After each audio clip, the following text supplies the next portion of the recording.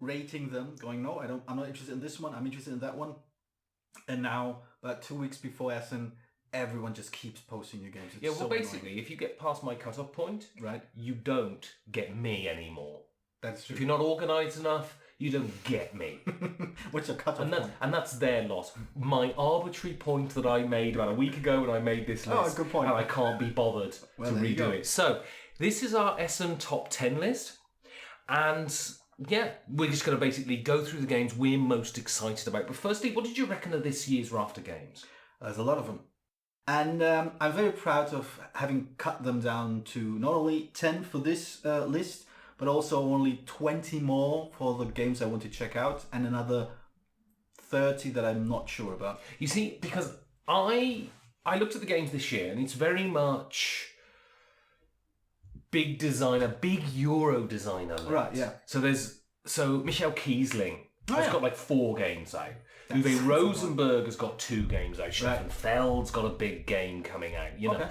And Charterstone is the big interloper. That's true, yeah. But mostly it's generally inspired by these big, classic German Euro designers. And for me, that's absolutely amazing. But Interesting. my Essen strategy isn't to note down loads of games and look for them. My Essen strategy is to drink and then just sit down and play whatever is closest to where the beer is, right? That makes sense in a weird kind of way. Yeah, I can see where you're coming from. But speaking of big games, I think we both agreed that when we do the list, we're not going to actually pick the biggest names that everyone's excited about.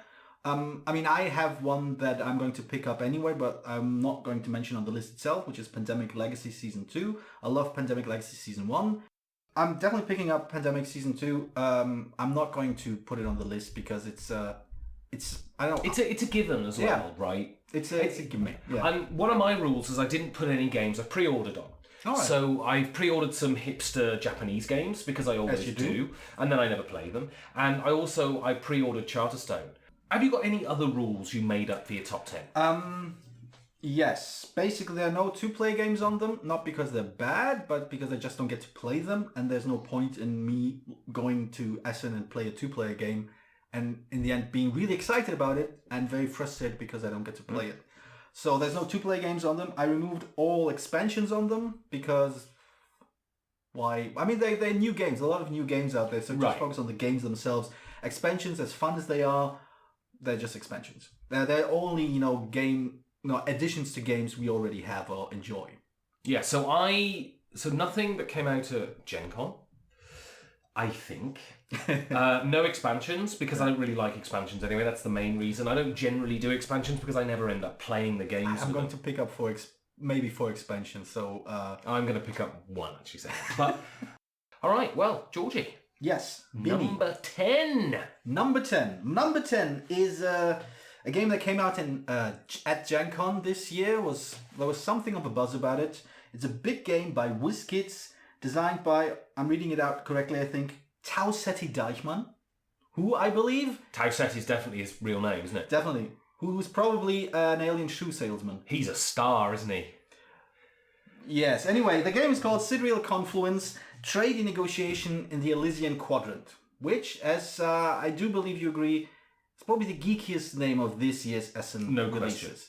It's a negotiation game, and while I do have my issues with most negotiation games, I think this one appealed to me because it promised negotiation that's deliberately about being positive for all involved. It's about having these resource cubes that we transfer into other resource cubes that we transfer into victory points and so on and so forth. And you have these technologies which sort of change the variables a little bit. And it's all about, negotiating with other players, with other species, how to best, get things done, how to be most profitable. The only thing I'm not sure about is the fact that even though it's about positive negotiation, it's still a one winner takes all kind of game, which I think kind of doesn't really work together. It should have been some variant on the team wins or sort of alliances wins. That's the only thing I'm not sure about. So I will definitely go to the booth, WizKids, at 6G100. Give the game a try, and if I like it, I will probably buy it. All right, pull back the curtain here. So this is the second time we've done this. Yes, we're redoing this. And because we were nude in the first time and our sensors told us that we shouldn't. And we couldn't handle the amount of sexual desire that would have come through YouTube. But basically, so Georgios wrote down all the booth numbers, was very, very conscientious and all that. And I thought that's a great idea. And in the time that's elapsed, I still haven't done it. So you're not going to get that kind of information from me. So my number 10 is The Sanctuary by Przemek Wojtkowiak. Wow. And you pronounced Sanctuary correctly. That's impressive. Indeed.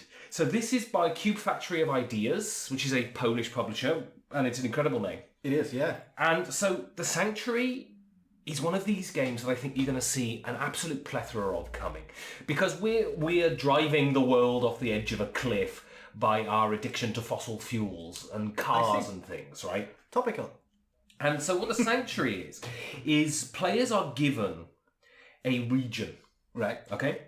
And your job is to remove all the invasive plant species that have been there and replace them with the natural indigenous plant species in an attempt to woo endangered species into your area.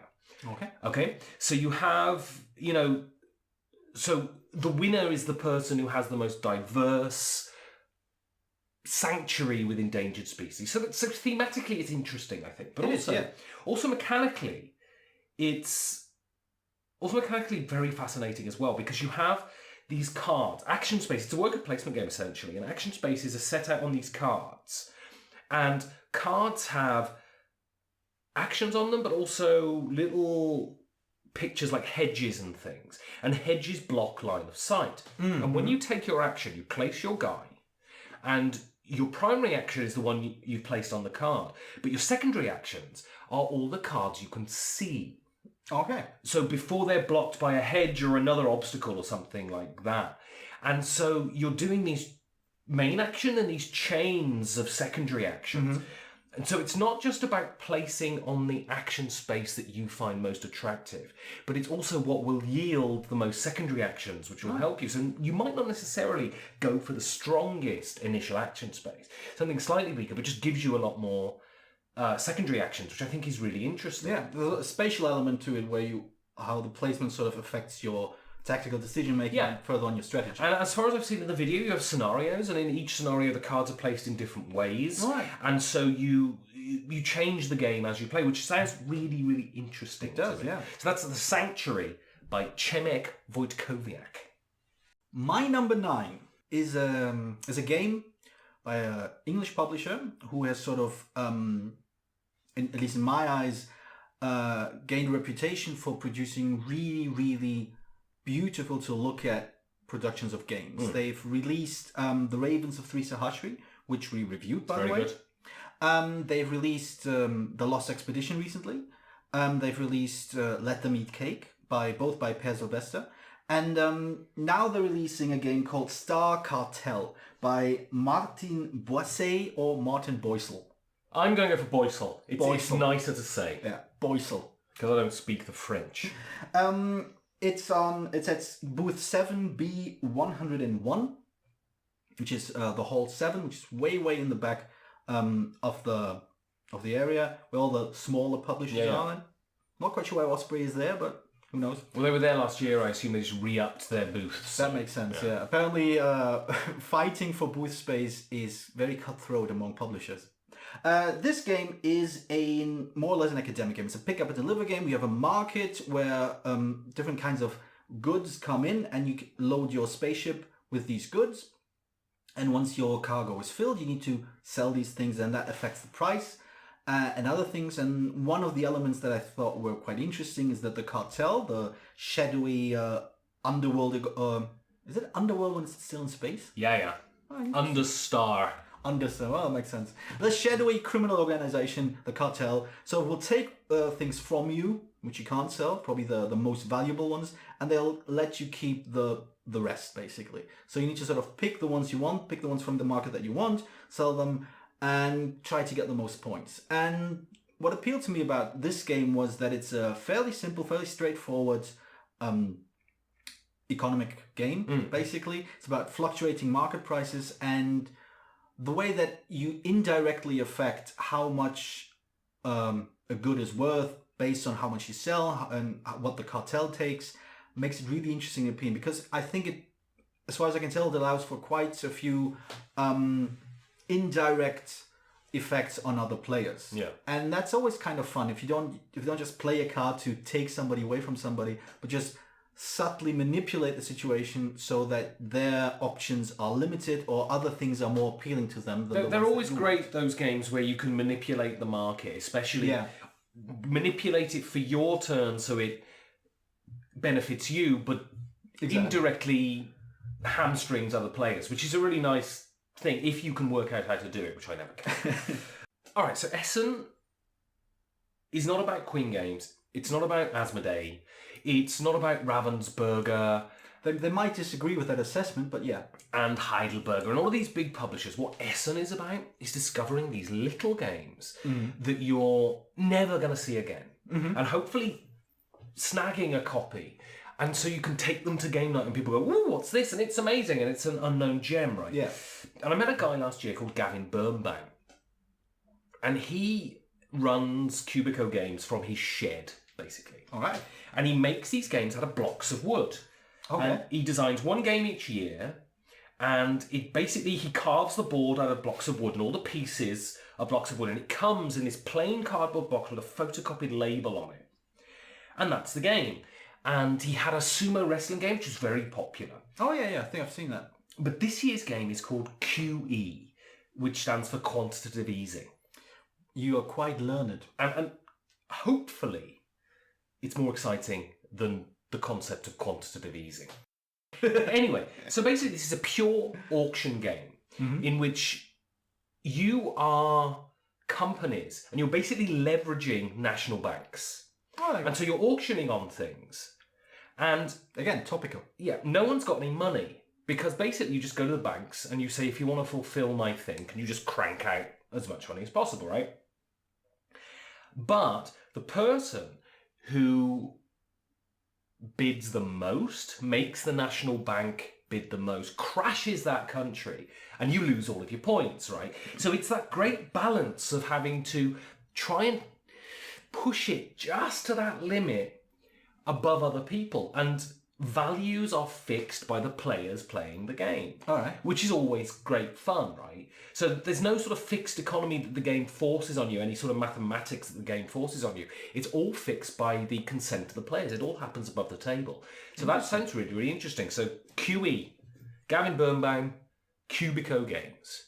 My number 8 is one of 2 games on this list from the same publisher. A publisher I apparently really like, at least I do like them this year very much. And that is More Ideas Game Systems. I think it's Mo Ideas. No, it's More Ideas Game Designs. I have no idea. They've got a name. It's got the word ideas in it. More Ideas. I like that. Amazing. Anyway, the game is Liberatores, the Conspiracy to Liberate Rome. Now, I know you're very fond of historic settings. This is all about, conspiring, hence the name. Are you selling cubes for other cubes to score victory points? No, you're sort of affecting majorities in the Senate to assassinate Caesar. Could I sell cubes for other cubes to score victory points? You just want to play Concordia again, aren't you? Yes. Yeah. No. Just Okay. play Concordia. All right, I will. It's a good game. Anyway, I hope Liberatores is a good game as well. It looks very promising. It's all about different players having different secret goals. Some of them want to become the new Caesar once the old Caesar is dead. Others want to keep up the current political situation and sort of protect Caesar. And others again want to get rid of Caesar and liberate Rome. Hence the name of the game. It is by Jan Yegorov, and it plays under an hour, and it just looks like a nice way of basically trying to get into other people's heads, trying to figure out what they're doing based on the decisions they take on the board, which is, I guess, one of the most interesting things about competitive games, in the sense that you are trying to deduce, trying to read your opponents, trying to figure out where they're going, and based on what they do and how they behave. It's sort of, it's the same thing you do in games like The Resistance, but with Liberatores, as far as I can tell, there's much more to do within the game, and therefore there's much more information, at least information that's open to be interpreted, happening as you play the game. So that's my number 8. Liberatores, The Conspiracy to Liberate Rome, at booth number 7F100. I'll mention it again with my other game on the list. Buy more ideas. So you know where the WizKids booth is because he's already told you? Yes. But this is another game from the WizKids. Oh, there you go. And this is Favelas by Chris Bryan. Okay. And the reason I'm excited by this is actually because I don't really know much about it. But a lot of people have been talking about it for about a year now. All right. Because, Chris Bryan is the Bored with Life guy. And so... Guy. Exactly. So he's, sort of around in the scene. And a lot of people have played his game and talked about his game. And they say it's really good. And basically what you're doing is you're trying to decorate your favela and improve your favela. Whilst at the same time... What is a favela? So the favela are the slums in Brazil. Ah, there you go. And you're trying to improve them and build them while at the same time avoid the machinations of the evil town council that are trying to prevent you from improving your lot, right? Interesting. Okay. So it has that element of it's a classic sort of American suspicion of government, which is quite nice, right? Because they don't believe government is good. Government is good, can be good. But apparently it's a really neat sort of negotiation type abstract-y game that a lot of people have been talking about and says is really good, and it looks really nice. Yeah, I think there were these sort of isometric view kind of squares that are put together. I think that's a different game, but it is. In principle, yes. All right. So this other game I talked about is also quite good looking. Yeah. We just haven't figured out which one it is. Favelas. Right, number 7. Again, a historical theme. I believe you will like this. It's about burning down the Library of Alexandria. Ooh. Yes, it is. I got showed this last year at Essen. Oh, really? By the designer fella, yeah. Oh, right. The designer, Babis Llanos. This was one of the few games that actually had some information out there. I looked at it, and I liked it because the cover is basically a bunch of flames and panicky people in front of it. Flames and panicky people. Who isn't exciting? There you go. And it's about, as far as I can tell, it's about saving things, probably books, scrolls, from the Library of Alexandria. And it's it looks good, basically. It looks quite interesting. I watched a live playthrough. I flipped through the rules. I believe I flipped through the rules. The board dissolves as you play, right? Yes, but far more interestingly, the way you set it up is quite interesting in that you take a bunch of these tiles, shuffle them up, then you flip them on the back to the back, and there's the Tower of Alexandria, and there's a light coming in from one of the 4 directions. And you start with one tile, and then the next tile you draw has to be placed in such a way that the light directly comes from the placement of the tile you've just had. So basically, you start from one tile, and you look at, all right, I have this tile facing north, so I have to put it here, like south of the tile I've already have out there, and then that's how you end up, expanding the board, creating a very modular, very different board each time, and you never quite know where you're going to start. So that's kind of interesting. And then it's sort of littered with books and candeliers and all kinds of things that you sort of collect. And there's also the way of how scoring works. Every character has 2 scoring cards. They can choose one of them, and then they get shuffled. And one is flipped during the game, and one flipped towards the end of the game. And depending on when it's flipped, it has a different point condition. So you never quite know what's going to score, or how things are going to score, but you have a rough idea of what it might be. So I like this sort of unpredictability of where the game is going to go, where the game is, how the game is going to end up dishing out points. So that sort of makes it very interesting. So this is one of the games I want to sit down and try when I'm in Essen. It's Alexandria at booth 1D129 by Ludi Creations and designed by Babis Llanos. So mine's a bit of a cheat, my number 7. You're cheating now. It's 4 games, not 1 game, Georgios. So you basically made up a top 13. That's right. Well, it's a system. This one is a system, and I've chosen 1 game to represent the system. And that is Flee. All right. By Freedom and Freezer, 2 Spieler. Yeah. And this is those set of games that he's brought out. There are 4. One of them is a solo game. Where you don't need instructions. You don't need rules. You just open the box, you pull out the pack of cards, and it tells you what to do. And the rules develop from there. Now, Freedom and Freezer is probably the most innovative designer around at the moment.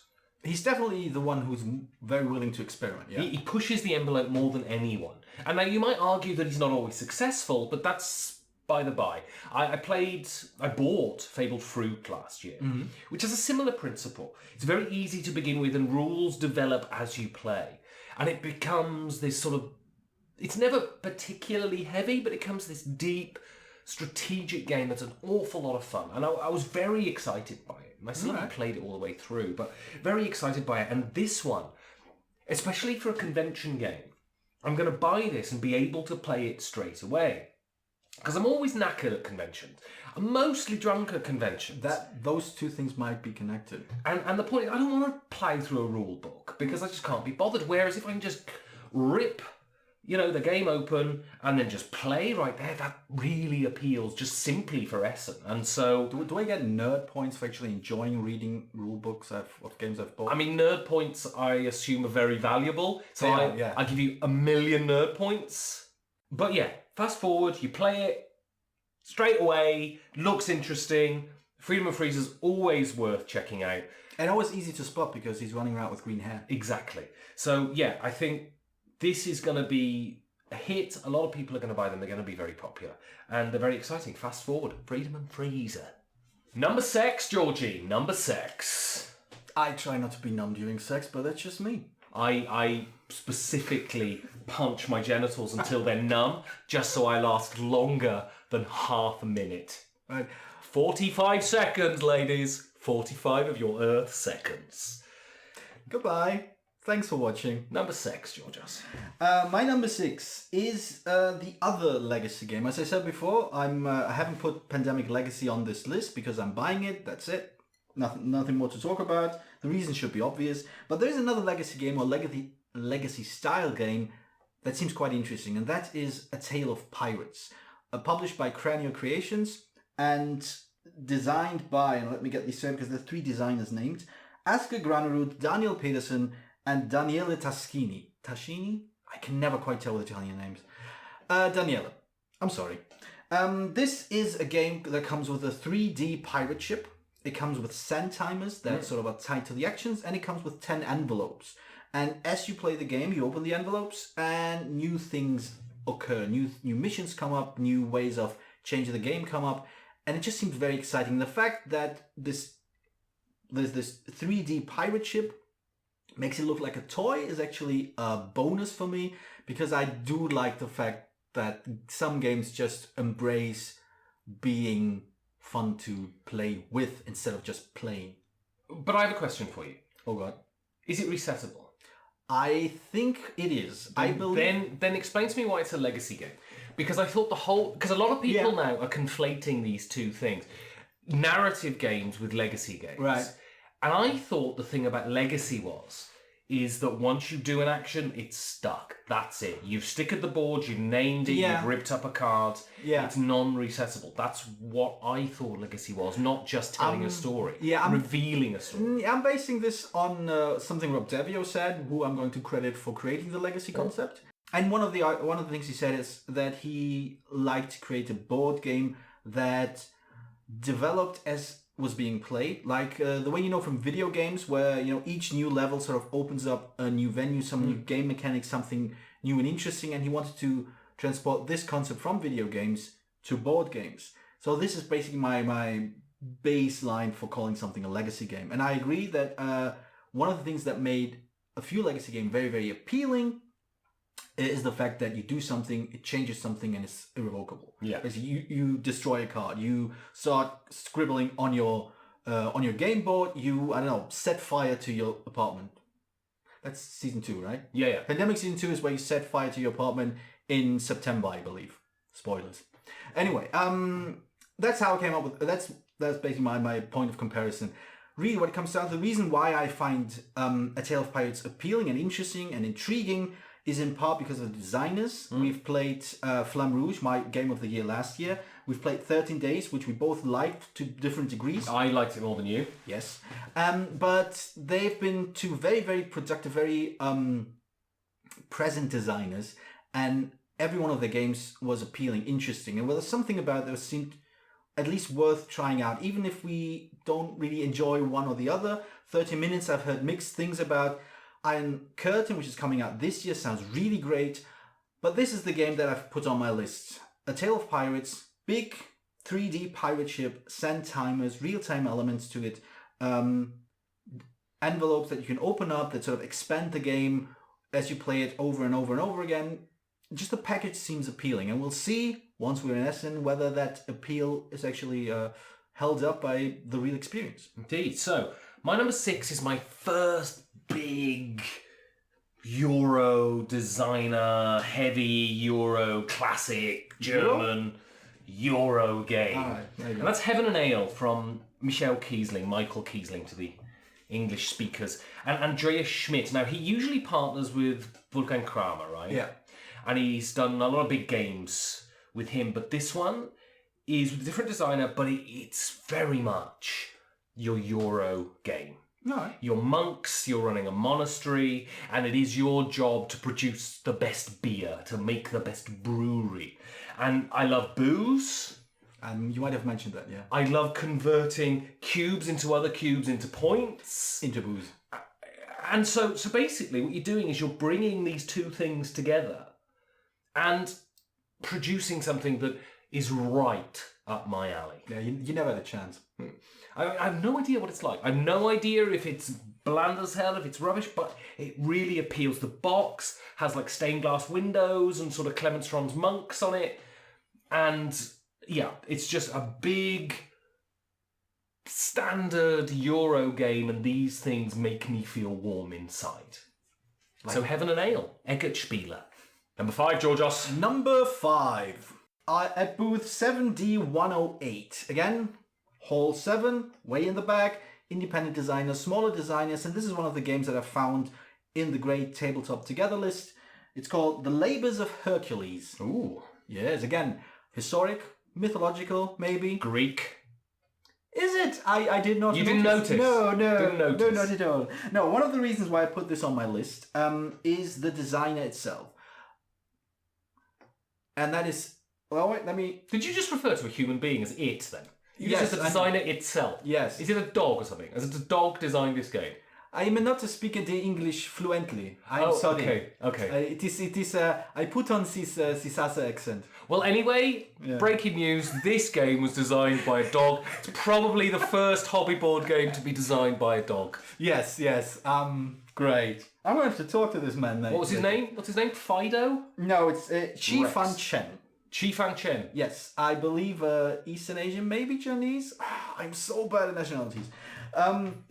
The reason why this name caught my eye was because one of his previous designs, Design Town, or Flip City as it's also known, has been seeing a lot of play recently, and it's really very, very good, basically. It's a really small little deck builder where you flip cards to upgrade them. It's very simple, very straightforward, but allows for quite a lot of interesting decisions and plays very, very smoothly. And that was just basically enough to make me interested in what this design is coming up with next. And what he's coming up with next is The Labours of Hercules, where you play gods in the ancient pantheon, trying to help Hercules with his labors, trying to help him with his quests. And apparently, and I believe the rules aren't out at this moment, there's some kind of semi-cooperative thing going on. Not the way it ends, but basically you're still jockeying for victory points, but you're trying to sort of... You're falling into different camps depending on which quest you're trying to help Hercules with. And it seems small, well, not that small, it seems a regular sized game, but it seems interesting because of a designer pedigree. And it's worth checking out, not least of all because it's in Hall 7, which is the interesting hall, as opposed to Hall 1, which is the expensive hall. Indeed. So, my number 5 is probably in Hall 7 too. I didn't write down booth numbers because I'm not a nerd. But this is that's debatable. very debatable. Well, I'm not painting miniatures in my free time. Shut your fucking... I told you that in private. Don't tell the people. I don't any potential wife who's watching this to know that, alright? Alright, goodbye potential wives. You should broaden your horizon. Hello potential husbands. Anyway, Mo Ideas Game Design. Right. They're yes, in I've Hall heard of 7. them. Yes, they are. They are on, wait, let me check. 7F100. Indeed. And this is a game by Kuyu. I assume I'm pronouncing that incorrectly. Yes. And I know nothing about this game, which is a sort of a theme going through my list here. But you are very freely admitting to your ignorance. I like that. you've got to own these That things, is true. Georgios. And I am nothing if not ignorant. But this is about a period of history that really interests me. Okay. And that was the tulip bubble Okay. in the 1600s, I think, Again, where we're very ignorant. the world went crazy for tulips. And tulips, this big market for tulips went, and tulips started increasing in value and increasing in value and increasing in value. And then one day, the bubble burst. And just, it devastated the European economy. The entire European economy was devastated because of bloody tulips. It's absolutely insane. And luckily, we learned from our history, and we never allowed a bubble like this to grow and blow up again. Well, this is the point, right? We always think that this sort of boom and bust economics is a very 20th century thing. Right. In that, neoliberalism has got us into a cycle of boom and bust, and every 10 years... But we're just idiots as a species, right? Yes. It's been happening for far, far longer than that. When Spain flooded the market with gold after they conquered the New World and completely crashed the Spanish economy and made sure that Spain wasn't a significant power for another 300 years and all of this sort of stuff. These things constantly happen, and it's fascinating. And the tulip bubble, because it's tulips, which seems so... Innocuous. Yeah, and... Useless. Impractical, exactly. Tulips. It's just a really fascinating period of history. And so the game really appeals simply on its theme. Nothing else. I have no idea how the game plays, what happens, but I'll play it, I'll find out, and, I'll burst that tulip bubble, and that'll be exciting. Right, speaking of economic bursts and bubbles and Yeah. stuff like that, my number 4 has to do with economics in the 20th century. Oh, very exciting. Especially 1920, Wall Street. I never envisaged when I was a kid, right? Yeah. When I was 18, and I was playing in bands, and I was like, I'm going to get to number 1, man. I never envisaged that I'd get to a point in my life where, legitimately, when someone said, this is a game about economics, that I would go, yeah, I'm interested in that. Yeah, I know exactly what you mean. Yeah, pretty much. This is, again, a small publisher, even smaller than the other ones, because that publisher is in Hall 8, booth 8A123. Nice. Looping Games. The designer is, so I can... I tried looking it up, and I'm going to get sued later. Come on, then. Let's do this. Perepau Istosela. Listosela? It's an economic game about buying shares and how they rise in price and how they devalue in price, and has a sort of clever little mechanic where you move your token across a number of cards and you pay depending on which share you want to buy, and then the price increases. You have to pay based on how many cards you're passing. Very simple, very easy to grasp. But again, we have a fairly easygoing way of affecting value, affecting market prices. And again, manipulating other players, having certain stocks rise and fall, and that just seems interesting. And ultimately, the one small detail that pushed it over the edge for me was the fact that it ends with revolution. Hey! And basically at some point, the market's going to crash, and that's when, the game is over and you cash out the points. Again, the fact that it's a small, easily accessible game makes it appealing, and might be one of these hidden gems tucked away in the back halls that everyone will be talking about and nobody will be able to get next year. So I love Orleans. Yes, you do. I love it. I played the expansion. I love the expansion. You're full of love for the expansion. Wait, didn't you say you don't like expansion, you never play them? Yeah, but there's always an exception to every rule, isn't there? Also, you said it 50 minutes ago, so it doesn't count. Exactly. Yeah. So when I read that there was going to be another Rainer Stockhausen game, which was another bag builder... Oh, yeah. I just thought, I have to get this. Sight unseen, I have to buy it. It's going to be amazing. And this is Altiplano by Rainer Stockhausen DLP Games. It has a beautiful sort of Peruvian style cover with a llama on the front, grinning and that. And it's a mischievous llama. a mischievous llama. Can't go wrong with them. They just spit in your face. Which wouldn't make much of a difference. And this is just a beautifully designed, beautifully illustrated bag building Euro game from the guy who sort of perfected the bag building Euro game. And there's nothing more to say, really. Because there's nothing out. Well, exactly. It does exactly what it puts itself out there to do. Bag building, put stuff on the board, Euro greatness. Altiplano. Number 3, Ooh. we're going to be very pretentious and highbrow now. Number 3 is based on a novel. Ooh. I suppose it's a very famous novel that we've all heard of. Yes, it's probably the most famous novel of them all. It is Jules Verne, Michael Strogoff. I love Michael Strogoff. I know you're thinking of the porn actor. Michael Strogoff is essentially a racing game. It's by Alberto Corral. It's published by De Vere Games, Barcelona based, and I hope everyone's all right there. And it's a racing game about trying to get to the Tsar and warn him of his of his soon-to-be realized assassination attempt by some evildoer, whose name slips my mind right now because it's been a while since I've read Jules Verne's Michael Strogoff. Yeah, I mean, not me. I mean, I read it last week. I usually read it twice a year. Michael Strogoff. You should. Yeah, I mean, I'm a bit hazy at the moment. Right. But Michael Strogoff. I mean, you all know the story. Obviously. You all know the story of Michael Strogoff. Well, with the horse. I mean, I'm surprised that. I mean, De Vere is not a big game publisher. I'm surprised they could get the license for Michael Strogoff. To be honest, that is true. That is true. Having said that, they did get the license, and they putting out a game which is basically a racing game where you build up all kinds of troubles that you run into, and it has a push your luck element because you can sort of deal with one type of trouble that you run into. No problem, you just move ahead, lose a little bit of health, and you just push forward. But at some point, you have to sort of deal with all these issues you have. And while everybody else is sort of racing past you, while the assassin is moving forward, while there's an army trying to stop you, all these kinds of things. And it seems like a nicely focused game. It's not too sprawling. It's a race game where you need to reach one certain point. And there's, again, a slightly semi-cooperative element because if the assassin reaches the Tsar before any of the players do, they all lose. And I kind of like games where everybody can lose.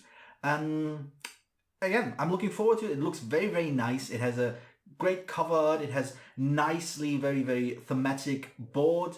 And the fact of pushing your luck, trying to sort of risk how far you can take your pawn before it all comes crashing down, before you break down with the broken axis of your wagon or something, and everybody runs past you. That seems like something that would be really, really enjoyable with the kind of group I have. Race games are always good fun. They are. That's Michael Strogoff, Hall 2, booth number D118.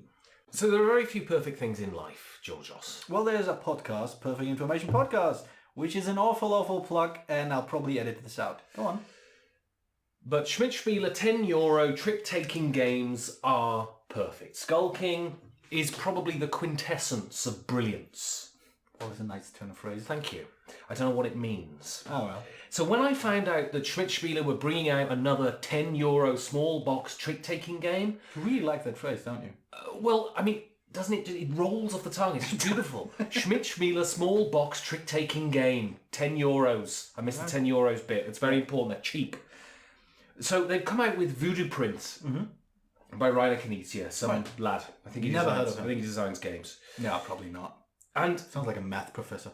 Right. This is a trick-taking game in which you're trying to win tricks later in the hand. All right.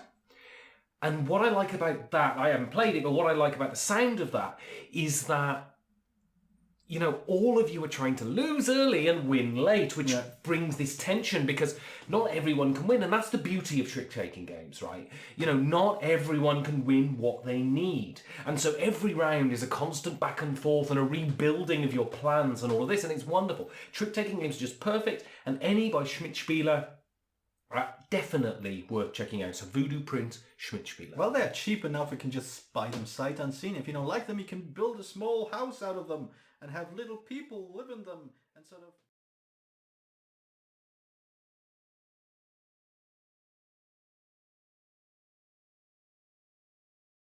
I'm not going to make any jokes about feces, Georgios. Number 2. Thank you. It's all right. Right, my number 2 can be found, again, in Hall 7, Booth number F100, and if you've paid attention, you will already know the publisher of this game. It's More Ideas Game Designs. I'm settling on this now. They're very popular on the lists. In general, they Mo Ideas. They have more ideas than other people. They certainly do.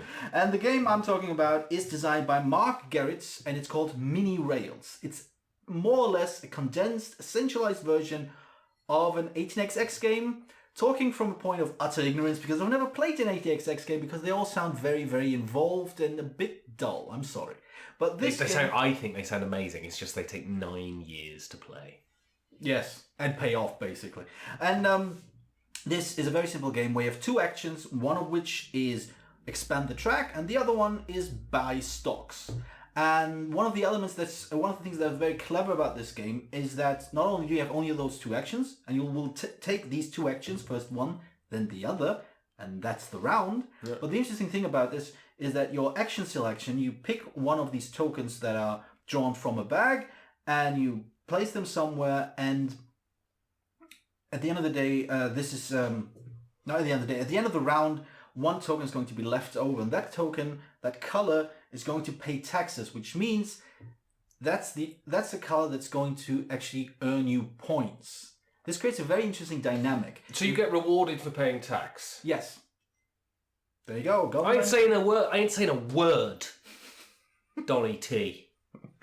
I don't think he has to pay a lot of taxes. I'm sure he's broke. That's my point, you see. I see. Anyway, carry on. So the idea is basically the shares that are going to pay out will need to be left over during one turn anyway. So somebody has to take the risk of not picking a promising share, leaving it on the board to make sure that it will pay out. Because if it doesn't, if at the end of 6 rounds, or I think there are 6, your color, the shares that you have the most valuable tokens of, are not on the list of taxes paid, on the list of tokens that weren't picked in earlier rounds, you only get negative points. You lose all your positive points.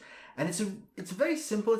I've explained in a very convoluted manner, but when you see it in play, it's very elegant, it's very simple, it's very straightforward, and allows for another way of sort of psyching other players out. Because you're always assuming, right, we need to sort of leave this token in there so we can make sure we get points for our green shares. And then somebody else goes, ooh, green shares is valuable. I'm going to take this action. And all of a sudden you don't have valuable shares anymore because at the end of the game, they didn't pay taxes. So there's a modular board in there. It looks very nice, very simple, it's very elegant. And as you might have noticed, I like simple, I like elegant, I like some depth to a game, and I like psyching other players out. And Mini Rails seems to deliver on all those. Yeah, so my number 2, if you're talking about big, hefty, ball-swinging Euro designers... Nobody talks about ball swinging when talking about Euro designers. I do. All right. No, fair enough. It's a metaphorical swing of the balls, Georgios. But anyway, multiple balls, like basketball and volleyball. Testicles is what I'm referring to. I was trying to save that joke, you know. I know. Anyway, you don't get much more big ball swinging Euro designers than Uwe Rosenberg. And I've kind of had an issue with Uwe Rosenberg recently because his big sandbox open world, you can do 75 actions right from the beginning of the game. Games aren't my thing. I like a game to take me into it. I like complexity to be revealed rather than just all thrown out on the board and you just choose. And Nussfjord by Uwe Rosenberg looks like more of a return to a slightly more modest, slightly more refined game of his. So it isn't one of these huge boxes you pay €80 for. It's, a standard Lookout Games box, and it just evokes all of those warm feelings that an Uwe Rosenberg game evokes. And that's what I'm looking for. I'm looking for a game to love. I'm looking for a game to completely distract me over the winter. And this has a good chance of doing it because Uwe Rosenberg is fantastic. It'll have a bit more meat and replayability than Cottage Garden, but it's not so big and distracting as A Feast for Odin. So Nussfjord, Uwe Rosenberg. So Georgios. Yes, Bin. What's your number 1? My number 1 is a game that, again, I think most people haven't noticed. It's a re-implementation of an earlier game, which I also haven't played. And it's called Killing Code Venice Vendetta. It's at booth 7J106. They love their alliteration, don't they, those people? Yeah? Oh, who doesn't? Bob Barkinson. Wow, that was an impromptu gag that was amazing. Thank you. It's by Gamdao Games, and it's designed by, and I hope I'm pronouncing this correctly, Erwin Phoenix Typhon, which I believe is an Earth, Wind and Fire tribute band. Indeed. It's a deduction game. It's a murder mystery where one player plays the murderer, and they will sort of start killing people individually based on what special abilities they have in order to sort of cover their tracks and sort of to become hidden and to basically keep players from guessing at the end of the game who the murder character is, because you know it's one of the players because you see them. And the funny thing about this game, or rather the interesting thing about this game, is other than that element of placement of not worker placement of where you are on the board, because apparently adjacency matters in who you get to kill. At the end of the game, you get an accusation round. And the reason why I put it on number 1 has to do with my sense of humor, because the accusation round is explained on the Board Game Geek page. You can look it up if you want to, and it runs a few options of how to determine who you're going to accuse of being the killer. Arguing, screaming, agreeing with whoever you fancy, torturing the player character until they reveal who they are, all of which are options which they do not condone since they're just the designers and you're free to do whatever you want. And that's the kind of tongue-in-cheek humor that really wins me over with everything, really. It's enough to make me want to check out this game. The game itself sounds fun, interesting, appealing, clever, all these things. The fact that it's funny just makes it even better. To me, this is one of the most promising games at Essen this year. A game that nobody apparently has mentioned so far. I'm hoping because it's not bad, but I think I really want to see what it's like. I really want to sit down with the designers or whoever's there at the booth, play the game and figure out if it's as funny, as clever, and as engaging as the package so far seems to suggest. So, this game is a surprise, my number 1. Because when I was compiling this list, it kept bumping up. I just said, I can't put it in 9th, I can't put it in 8th, I can't put it in 7th, I can't put it in 3rd, I can't put it in 2nd, and it just naturally bubbled up to number 1. Cream rises to the top. Indeed. Now, this is a game that has a central mechanism that I detest. Losing. No, if I detested losing, I wouldn't play games. But this is hidden movement, right? Mm-hmm. And I have not played a hidden movement game that I like. Oh, it's unfortunate. But this game seems to have a really interesting take on it, and also that particular brand of hidden movement is sort of halfway through the game dispensed with. And this is Hunt for the Ring by Marco Maggi, Gabriele, help me? That's an odd name. And Francesco Nepatello of Ares Games, right? All right. And this is a hidden movement game split into 2 parts. So in Lord of the Ring, The War of the Ring, the game they did, doesn't start at the beginning of the book. It starts about sort of 8 chapters in, from Rivendell, where they go from Rivendell to Mount Doom, okay? This fills in that beginning part, except Tom Bombadil, I think. Although he might be in it, I'm not sure. I hope he is. Best character in the book. Yet never in anything else. They always cut him from every version. I don't know why. Yeah, no, he's amazing. Anyway, so this is the journey from the Shire to Rivendell, okay? And it's in 2 parts. So the first part is a standard hidden movement game. One player plays Frodo. The rest of the players play the Nazgul. And you're trying to get through without being caught by the Nazgul and all of this. But sort of halfway through the game, apparently about an hour and a half into the playing experience, you flip the board. And then... Because you lost. No. Okay. Because the game changes, you see. Right. You flip the board, and then Frodo is operated by an AI, a card deck AI. Okay. Which moves it in a prescribed path. Who's it? Them. Okay, no, I'm just pointing out... I was thinking of the marker as opposed to... You're referring to a character as an it. All right.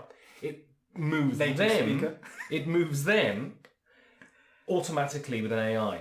And then the player who previously played Frodo plays Gandalf, and your job is to distract the Nazgul and draw them away and all of that sort of stuff. Now, I've no idea how this works, but it looks fascinating. It does look quite clever. And I love Lord of the Rings, and I want to have a hidden movement game that I love, right? And so fingers crossed this will be it, and I'm definitely going to give it a go at the Essen. At the Essen. Exactly. So, Georgios, yes. Out of my 10 games, right, which one are you most interested in, would you say? I have to say, it's the one that almost made my list as well. Okay. It's like on spot 11, more or less. And that would be your number one. Hunt for the Ring. Is that because it's the last one you heard? No, it's literally the one that was kind of cut off the list. And partly because I knew you would put it on your list and I didn't want to double up. But for very similar reasons. I mean, I happen to like hidden movement games. I think they're quite interesting. They can be very exciting with the right group. Not even with the right group. They're exciting if you get into the right mindset. And I think the only thing that sort of pushed it down was the play length. The fact that, while I do like the fact that it changes halfway through, dramatically, because the roles change, it just seems too long a game for me to... Well, it's supposed to be very easily resettable. It's two distinct halves. Exactly. But for me, it means playing the first half on one Friday and hoping the following Friday, when we meet again, the same people show up to continue with the game. And that probably... I mean, I'm going to sit down and play it as well. And if I'm blown away by it, I'm going to take a copy home with me. But that's basically purely practical reasons. Nothing about the quality of the game, nothing about what it promises. It's just... it probably won't see as much play as I feel it should. Right. So, out of yours... Yes. And I'm looking down the list now. Yeah, you can look at my list. And it's definitely the one that is creating the most buzz. There's a lot of talk about this game, and a lot of people are really excited, and that's mini rails. Oh, yeah. Because I love the idea. I really want to play an 18xx game.